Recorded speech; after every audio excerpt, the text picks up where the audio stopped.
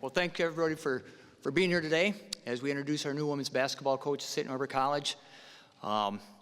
First of all, before we start, I wanted to give thanks to Dan Lucas and Abby Gilderneck, the two assistant athletic directors, for helping in this search.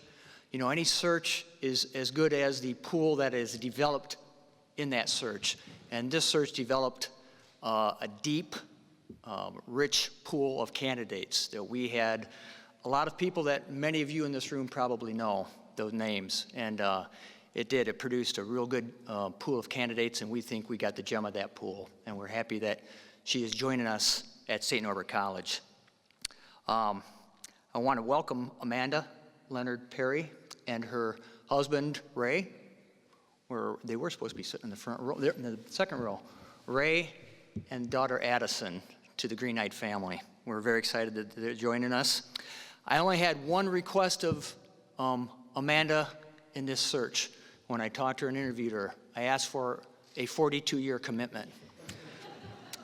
She didn't like that too much, but I think there's only one person that can do that in this day and age. But without further ado, the reason why we're here, welcome Amanda Leonhard-Perry to St. Norbert College.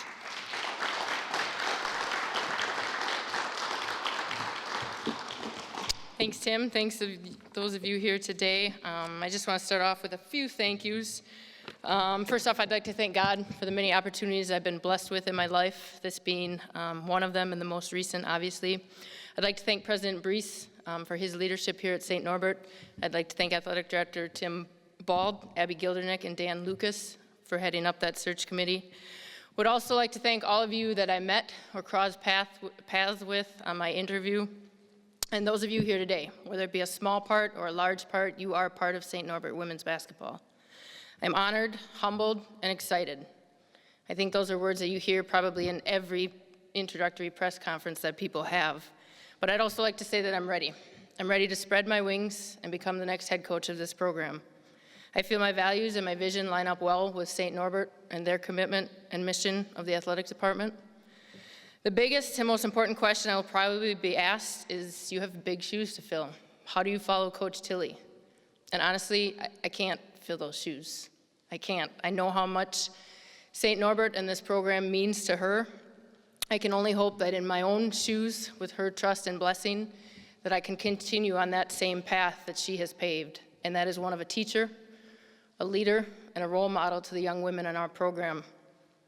I don't know that I will last as long as she did, 42 years, but I do promise to do my best to honor her legacy as we continue to build upon the foundation she has laid. Observing this program from across town over the years, I saw a lot of similarities between our program at Green Bay and here. Culture and tradition are two big cornerstones, a strong work ethic, and a desire to succeed in the classroom along with on the court. The community support of women's basketball here in Northeast Wisconsin is incredible, and I think on both ends you can see that people come out to see us play. Green Bay women's basketball will always be a place near and dear to my heart, most importantly because of the people. Our fans and our players mean a lot to me. And that was a common theme during the interview here as well. It resonated. The people, the people, the people. Everyone I asked. I tried to ask it a number of different ways and it always came back to the people here are great. The most important thing for me is to be at a place where I enjoy and working with great people. I had a chance to meet with next year's team and talk about what they want their journey to look like. They had a good energy and excitement to them. I really look forward to getting to know them and getting started. I think our expectations and our standards will need to be high as we set them as a team, and we will need to be willing to put in the work to get there. One of the things I was asked is how hard we'll be going from Division I scholarships to Division III. It'll be different, of course, but the one thing I think is important that these student athletes are playing for the pure love of the sport and being part of a team. I asked the team members a few questions for me concerning their leadership of the team and their goals. With time being limited, at the Division III level in the spring and summer, I wanted to kind of get an idea of where they were, who they are, and where they wanted to go. And one of the things I asked them is, why are you playing college basketball? And every one of their answers pertained to, I love the game. I didn't want to be done after high school. I really love being a part of a team. And I'm okay with those being reasons for motivation for being here. I'm a big Pat Summitt fan, and she has a quote that says, whatever it is that you desire to do in life, have the courage and the commitment to do it and do it to your absolute best. And that will be our goal moving forward. In closing, I would like to thank all the people I leaned on throughout this decision, friends, colleagues, both former and current. I'd like to thank Kevin Borseth and Carol Hammerly, who played huge roles in both my playing and my coaching career thus far. I'd like to thank the Phoenix family, some of you guys here today. I'd like to thank my family, my in-laws, my parents, and my sister, especially my husband Ray and my daughter Addison. It's not an easy life as a coaching family, but it's rewarding and it's definitely worth it.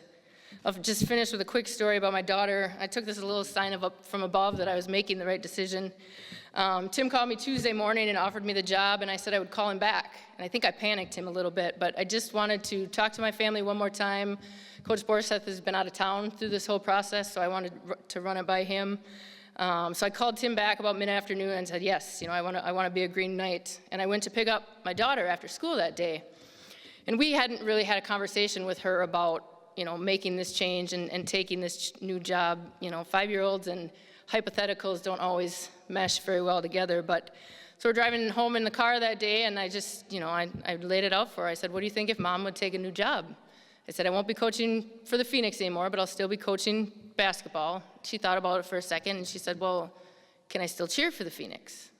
I said, yeah. I said, that's great. That would be fine. You can cheer for the Phoenix. And I said, guess what the name of my new team will be? And I said, you'll be able to cheer for the Green Knights. She thought about it and pondered a little bit, and she smiled and said, yeah, Mom, that'd be okay. So I keep driving. All of a sudden, I hear her rummaging around in her backpack in the back seat. She goes, look, Mom, look what book I checked out from the library today. I, quick turn and glance, and she's holding up this Lego Knights with a Green Knight on the cover. And the look on her face was so proud that she'd made the connection of that coincidence, that I was going to be working for the Green Knights, and she checked out a Green Knight book from the library that day. I did one of these, and I just said, great, I can't wait to read it. So I'm excited. I'm ready to get started and start my own chapter of Green Knight women's basketball. Thank you.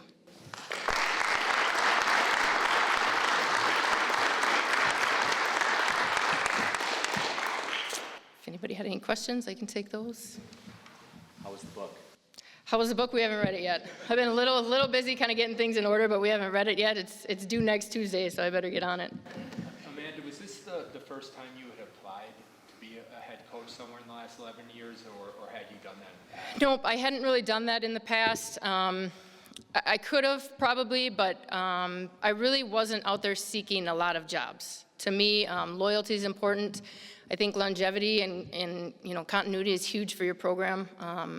And honestly, I thought this was a great job. I really like the Green Bay area, and I've kind of just been interested in it for a while. And I didn't want to move. We were kind of at the point where we didn't want to pack up and move the family. So if it was going to be anything, it was probably going to be this one at this point in my life. And honestly, the style of the Power 5 and moving up the ladder like that doesn't necessarily interest me. It's not about the level that I'm at or the status associated with that. I want to be happy. I want my family to be happy. And I want to have good kids that I care about and I really enjoy working with. Did you feel like with all that experience at the D1 level at a few different spots that your resume was going to be able to stand up against anybody else that you might have been in contention with? I hope so, but I think every candidate that you interview for positions like this brings different things to the table, but I had worn a lot of hats at Green Bay. We didn't have a ton of staff, to do everything, so we all did a lot of different things, and I hope that gave me advantage a little bit, having to do a lot of the same things here, being the head coach. But I just hope that, my true care for leading this program in the right way, and making that transition from Coach Tilley in the right way stood out a little bit. Ever talk to Connie? She was going to be here today. She emailed and said something came up, and she wasn't going to be able to make it, but she's like, congratulations. She's like, I'm so happy that you're the one that's going to lead our program into the future. And, Connie and I have, obviously we know each other, from being right here in town, but funny story, we played St. Norbert once as an exhibition game, and that's, end of October, maybe early November, and our uniforms hadn't come in yet for the year.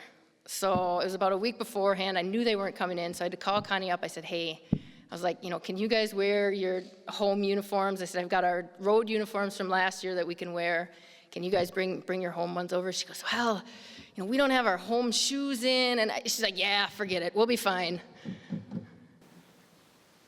Have you, obviously you spent a lot of time with Kevin, both as a player and working next to him as his assistant. What was that conversation like when you had to talk to him about moving on? It was easy. And, I told him a couple years ago, I said, if this were a job that ever opened up, it would be one that I would go after. And he was very supportive. He said, I think it's a great situation for your family. He said, I think you're ready. You're going to do a great job. And he's like, it's a good place to be. He said, you can win there and you can be successful there. What are some of the things maybe you're going to take from the things you learned from Kevin into this job, if anything? I think the biggest thing will just be, he's a great person and he treats his players like family. And, I hope that our players here get that feel from me. I want them to be part of our family. And I think just some of the leadership things, that he kind of has taught us over the years. And just be passionate and enjoy what you do.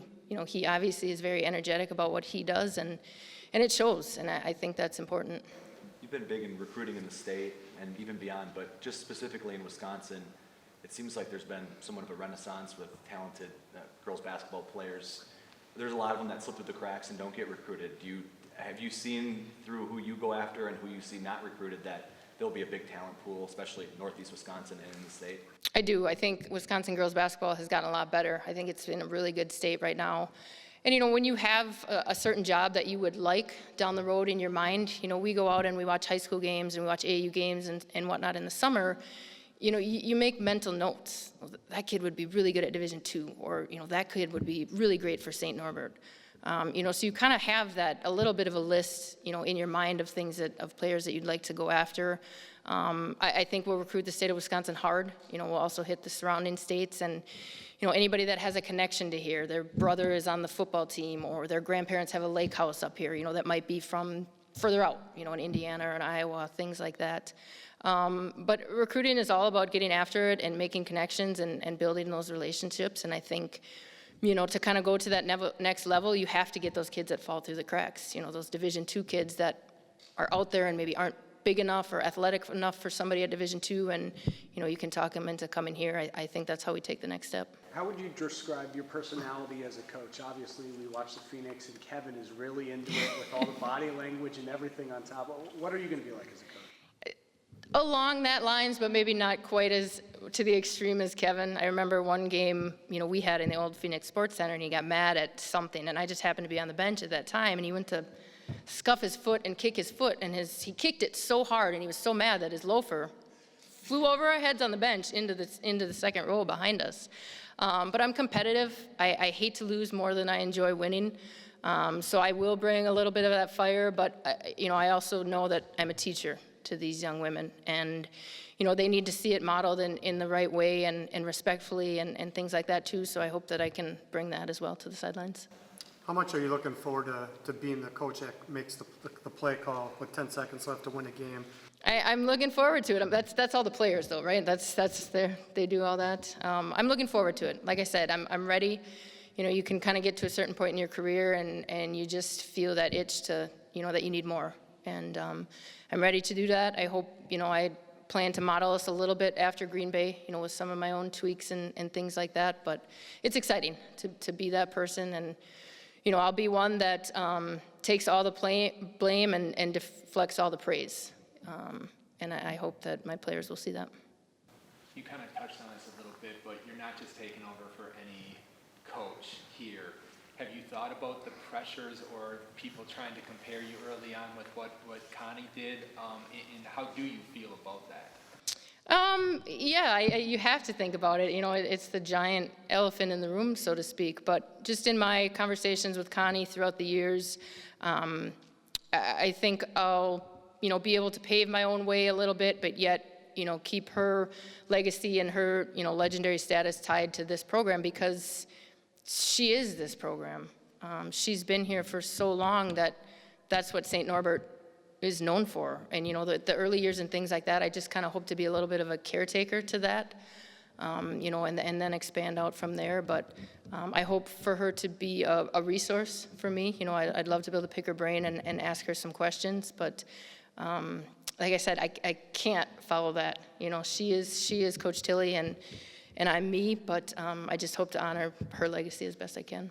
You come in kind of a unique situation knowing that the Midwest Conference for this year, then you move to a new conference, so you have to jump in and get to know all these teams, and then it's a whole new, is that kind of a unique challenge for you? It is, a little bit. Yeah, the new conference is exciting because the travel will be a lot less. You know, our players will be here on campus more instead of being out on the road, you know, for a 6-hour trip and whatnot. But I'll have to get to learn the MVC a little bit, and then I'm a little bit familiar with the NAC just from kind of being around and whatnot. But I was joking, Abby sent me the schedule for 1920 the other day, and Coach Tilley had scheduled, we might see Stout in the tip-off tournament. We're at Eau Claire, and then, I'm sorry if this is not public knowledge. And then we play 2 other strong WIA schools in the same week. And I said, really, Abby? Like, this is what I'm walking into? But challenges are good, and hopefully we can teach our players that, you know, we can rise to meet anything.